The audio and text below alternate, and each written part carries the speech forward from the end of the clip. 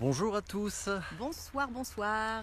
on est ravis de vous retrouver pour ce premier rendez-vous de l'apéro du mercredi dans les vignes. On a un petit peu le trac, on espère que la technique va nous suivre parce qu'on n'a pas trop l'habitude.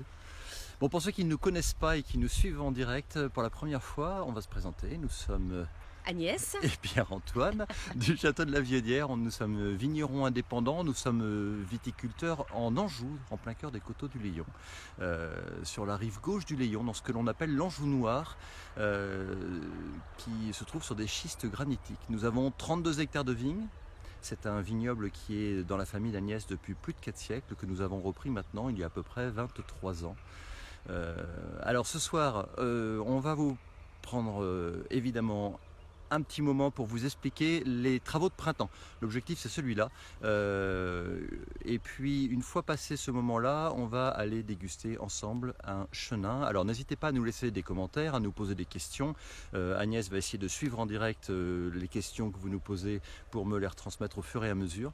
Et puis on va avancer doucement dans ce coteau de chenin. Alors, dans tous les cépages que nous avons sur le domaine, il y en a 7 en tout. Et les 3 principaux de Loire sont le chenin, cépage blanc, avec lequel nous faisons des blancs secs, des coteaux du Layon en vendange tardive et des créments de Loire. Et puis également des cabernets francs. Et 3e cépage, des sauvignons. Voilà, ce sont les 3 cépages emblématiques. Après, on en a 7 en tout sur les 32 hectares qui sont cultivés en bio pour ceux qui nous connaissent. Et on va vous parler un petit peu également de cette culture en bio. On va commencer par vous parler en tout premier lieu du travail que l'on fait en ce moment. En ce moment, on est en plein travaux de printemps. Ça nous occupe beaucoup. On espère que le confinement se passe bien pour vous. En tout premier lieu, on pense bien à vous. Vous nous manquez en fait, et c'était ça l'idée principale de cet apéro dans les vignes, c'était de passer un petit moment ensemble, comme si on le passait véritablement, et puis de vous faire partager la chance que nous avons à bosser dans ce beau milieu naturel du Layon. Alors, on va vous raconter. On va quand même vous montrer un petit peu le tout petit espace dans lequel nous sommes confinés, histoire de vous donner une petite bouffée d'air. Alors, j'essaye de faire un plan rotatif, pas trop rapide pour ne pas vous faire vomir. Des entourages, vous apercevez le tracteur. Je sors tout juste du travail du sol. Là, on va vous le présenter tout à l'heure. Et puis, vous apercevez ici, je crois, si je ne me trompe pas, l'entrée principale du domaine. Voilà, je refais le tour.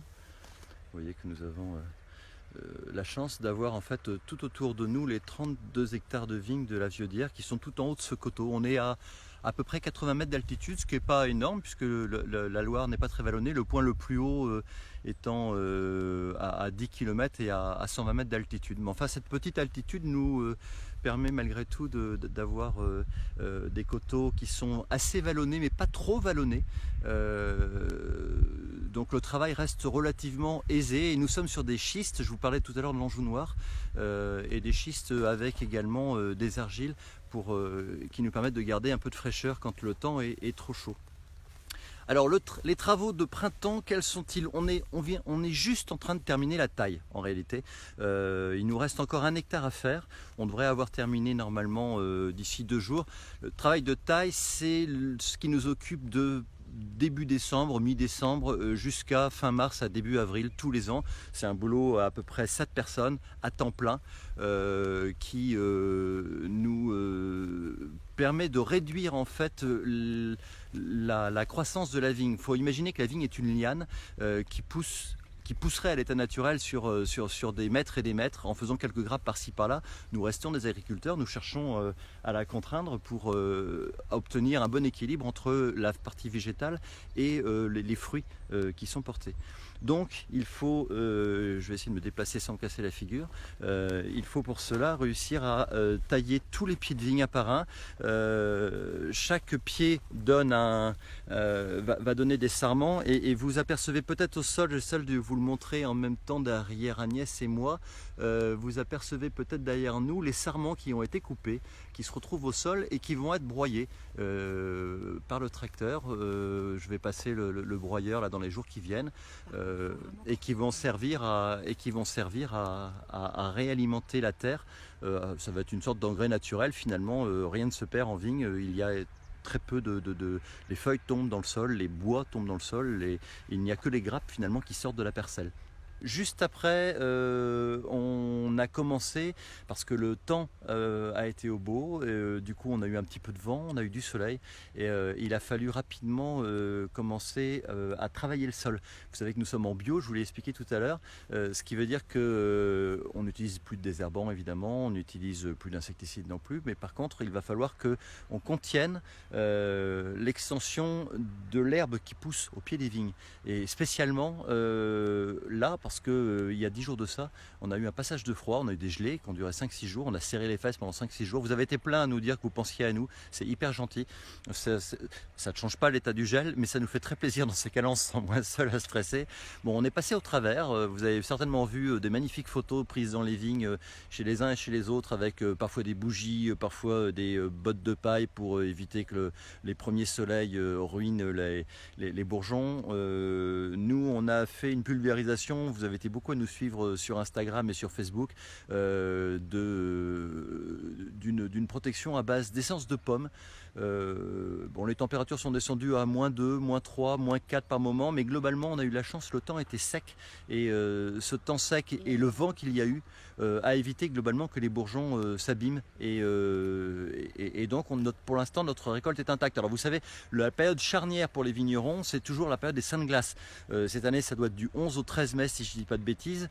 Est-ce qu'il y en a parmi vous qui sauraient me dire en direct quels sont les noms des saintes glaces? Dans ceux qui sont présents là, je vois Christophe, je vois Pierre, je vois Esther, Cathy, Paul. Savez-vous me dire? Bon, je vais vous le dire tout de suite quand même, puis ceux qui ont répondu, bravo à vous. Il y a Saint-Mamère, Saint-Pancras et Saint-Servais qui sont les 3 saints, et on dit traditionnellement, les anciens disaient toujours que lorsque les saintes glaces étaient passées, normalement il n'y avait plus d'inquiétude en ce qui concerne le gel. On a d'autres stress derrière, mais pas celui-là. C'est une bonne chose. Donc une fois que les saintes glaces vont être passées, on va pouvoir continuer les travaux. Là, du coup, pour éviter que le gel puisse faire des dégâts, il fallait rapidement rabattre les herbes qui sont poussées au pied des vignes. Vous voyez que si j'essaye de m'approcher et de vous montrer un petit peu la souche de vigne, vous voyez que au pied de cette souche, je ne vois pas du tout ma main, je suis à contre-jour, c'est un bonheur. Au pied de cette souche, il y a de l'herbe qui a poussé. La terre a été retournée. Je vais vous montrer tout à l'heure le tracteur avec lequel on a fait ce travail-là, et l'appareil qui s'appelle un Boisselet chez nous, mais c'est la marque de l'appareil, qui fait un travail extrêmement précis. Et puis on a également passé la tondeuse sur les interrangs. Vous voyez qu'il y a un rang sur 2 qui est travaillé. Vous m'aviez vu sur mon tracteur en train de passer les disques il y a quelques jours de ça. On le fait un peu au fur et à mesure. Et puis on a passé évidemment la tondeuse. Le but du jeu étant d'éviter par ce travail-là l'extension de l'herbe qui va faire monter le point de gel au niveau des bourgeons. C'est ça l'idée. Et puis, pendant qu'on y est, J'avais une petite chose Agnès, dis-nous. Voilà. J'avais une petite chose à dire. Vous avez peut-être remarqué que dans certains pieds de vigne, est-ce que tu peux retourner éventuellement? Je peux essayer. J'ose plus toucher à mon téléphone de peur de faire sauter le... Tiens, regarde, on va montrer le pied de Alain. J'espère que vous le voyez. Il y a une étiquette qui est là. Bonjour Alain. Alors, au château de la Viaudière, on a une petite offre qui s'appelle Vigneron d'un an, qui permet à des personnes qui ont envie de mieux comprendre le travail du vigneron, le travail dans les vignes, de choisir un pied de vigne et de le travailler pendant 1 an, en apprenant la taille, en apprenant les travaux de printemps, donc les ébourgeonnages, en venant évidemment faire les vendanges et en découvrant également le vin qu'on produit avec ce pied-là. Alors je voulais juste dire à nos vignerons d'un an qui nous regardent que certains d'entre vous ont pu passer pendant la saison de taille et tailler leur pied de vigne, mais il y en a qui n'ont pas pu passer avant le confinement. Alors à tout cela, je vous rassure, j'ai pris le soin d'aller moi-même tailler votre pied de vigne, qui donc est en train de faire des jolis petits bourgeons, et que juste après le confinement, vous pourrez venir ébourgeonner vous-même. Voilà, cette offre vigneron d'un an, vous la retrouverez sur notre site internet pour ceux que ça intéresse. C'est un très beau cadeau. On a à peu près 25, un peu plus de 25, Agnès, si je ne dis pas de bêtises, vignerons d'un an actuellement qui viennent régulièrement nous rendre visite et qu'on invite pour les circonstances. Alors le travail du Je vous ai parlé de la taille, je vous ai parlé du travail du sol, du passage des disques, du travail avec le boisselet que je vais vous montrer tout à l'heure. Le prochain travail qui va avoir lieu pour nous va être ce que vous disiez Agnès, c'est-à-dire tout ce qui est épamprage et bourgeonnage. La vigne à cette époque de l'année, à la sève, par la chaleur, la température du sol qui remonte dans les courants de sève dans le pied et qui font gonfler les bourgeons qui sortent du coton et qui commencent du coup à donner, je vous remontre si j'y arrive, un pied de vigne. Vous apercevez peut-être là de jolis bourgeons et ces bourgeons poussent parfois à des mauvais endroits. Vous pouvez les voir apparaître là dans le cœur de la souche, mais également au pied de la souche. Ce qui nous embête beaucoup plus, ça s'appelle les pampres. Ça n'a aucun intérêt, ça va contaminer la souche parce que ça va faire remonter la maladie à l'intérieur du pied. Et puis ça va donner des bourgeons derrière. J'en profite pour en enlever quelques-uns, des formations. Ça va en donner à l'intérieur également de la souche et ces sarments en poussant ne seront pas fructifères et puis ils vont créer une masse végétale qui est favorable du coup au développement de maladies. Vous savez, les maladies principales de la vigne sont le mildiou et l'oïdium et n'ont pas d'intérêt particulier dans nos régions parce que du coup évidemment on perd de la récolte, donc on va les protéger avec du cuivre, avec du soufre. On va utiliser également chez nous, parce que nous travaillons également en biodynamie, des décoctions de plantes, des huiles essentielles, et tout ça va permettre de stimuler la vigueur de la vigne, de la protéger des maladies, et ce travail de débourgeonnage va permettre également d'aérer la souche et de permettre la circulation de l'air qui va éviter l'effet confinement favorable au développement des maladies cryptogamiques. Voilà, je vais me rapprocher du tracteur pour vous montrer l'appareil dont nous parlions tout à l'heure qui s'appelle un boisselet. Alors ça c'est sa marque.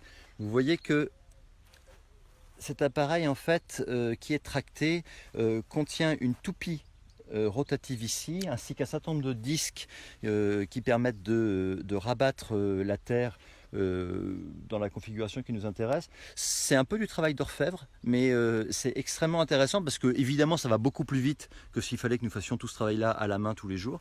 On avance à peu près à 2, 3, 4 km/h maximum et on peut comme ça contenir rabattre la terre lorsque nous sommes en période d'hiver, la ramener dans le rang lorsqu'arrive le printemps, et puis du coup contenir la pousse des herbes qui sont au pied des vignes.